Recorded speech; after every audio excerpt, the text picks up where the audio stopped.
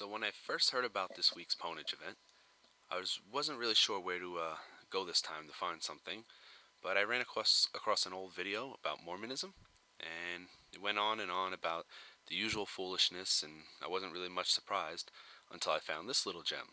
Convinced 1/3 of the spirits destined for Earth to fight with him in revolt.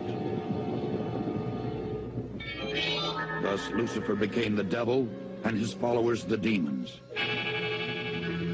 Sent to this world, they would forever be denied bodies of flesh and bone. Those who remained neutral in the battle were cursed to be born with black skin. This is the Mormon explanation for the Negro race. The spirits that fought most valiantly against Lucifer would be born into Mormon families on planet Earth. These would be the lighter-skinned people, or white and delightsome, as the Book of Mormon describes them. Wow. Alright. Well, since this week's event is educational Pwnage, Mormons, get on the bus. I'm taking you to school. Melanin is a pigment that's found throughout most of the organisms in nature. It's made from amino acids, and its most common form is a biological melanin referred to as eumelanin. Everyone has a certain amount of this melanin in their body. However, the production of melanin can also be stimulated by DNA damage induced by UV radiation. The photochemical properties of melanin make it an excellent photoprotectant. It absorbs harmful UV radiation and transforms the energy into harmless heat through a process called ultrafast internal conversion. This property enables melanin to dissipate more than 99% of absorbed UV radiation as heat. This prevents the indirect DNA damage that is responsible for formations of malignant melanoma and other types of skin cancers. So what does this have to do with Mormons?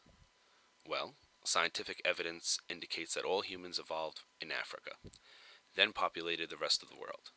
It seems likely that the first modern humans had relatively large numbers of eumelanin producing melanocytes. Therefore, they were darker, such as indigenous people in Africa today. As some of these original peoples migrated and settled in areas such as Asia and Europe, the selective pressure for eumelanin production decreased in climates where radiation from the sun was less intense.